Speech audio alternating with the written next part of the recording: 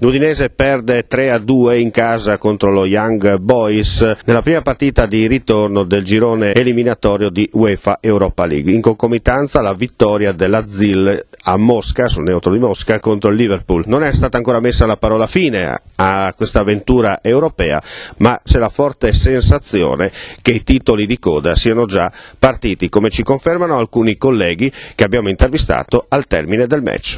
Edi Fabri. Innanzitutto un Udinese che sta vivendo perlomeno in campionato sui gol di Natale, quindi ci siamo chiesti oltre a Di Natale che cosa c'è, bisogna inventare o estrarre dal cappello a cilindro qualcos'altro, perché Di Natale non è eterno e ha 35 anni. Vediamo se Gianluca Bertozzi cosa dice su questa partita, ma soprattutto una sconfitta pesante che compromette di brutto questo girone di Europa League. È sicuramente una sconfitta che nessuno di noi si aspettava, soprattutto in questo modo. Un'Udinese apparsa tutt'altro che convinta, tutt'altro che come mister Guidolin l'avrebbe voluta vedere in campo e come aveva auspicato in sala stampa giusto ieri.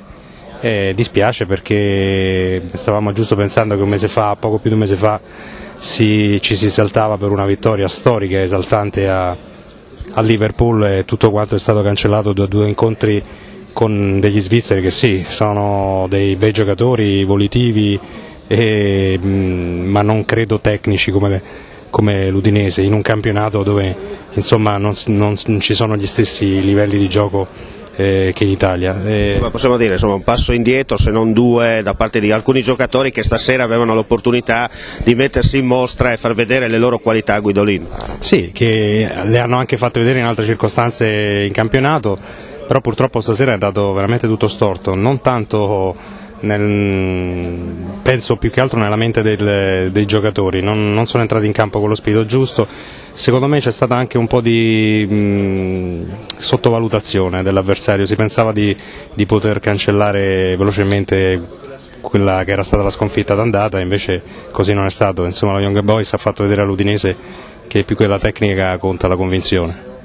Nicola, senti, solo prova sfortunata questa sera oppure qualcosa di più serio? Abbiamo parlato anche con gli altri colleghi, abbiamo detto un po' chi doveva mettersi in mostra questa sera, diciamo così, non ha... Era Williams, no? Chiaro, no, ma ha confermato ancora una volta di non essere adatto, mi ricorda, sai, la coppiata Dubai-Sissoko dell'anno scorso, no?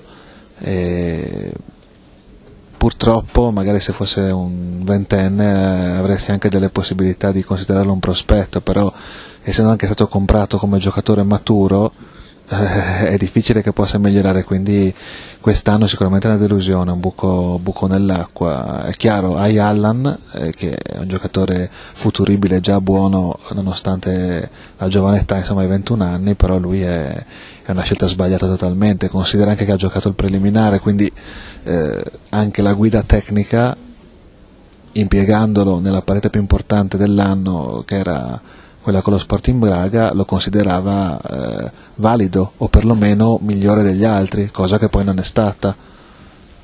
Non so perché non è stata capita questa cosa, comunque il dato oggettivo è quello e serve un po' a far riflettere, insomma, no? E dopo aver sentito il commento dei colleghi, sentiamo quello che ha detto a fine gara mister Francesco Guidolin. Sicuramente la classifica si è molto complicata per noi, ma noi abbiamo dato tutto quello che potevamo dare, credo che questo la gente l'abbia visto, e ringrazio i presenti per l'incitamento che c'è stato incessante nei nostri confronti. Credo che oltre a quello che abbiamo fatto meritavamo un pochino di miglior sorte, indubbiamente, e soprattutto mi sarebbe piaciuta giocarmela con un po' di più freschezza, o con la stanchezza pari, perché loro in 15 giorni hanno giocato una volta e noi invece veniamo dai nostri ritmi che conosciamo.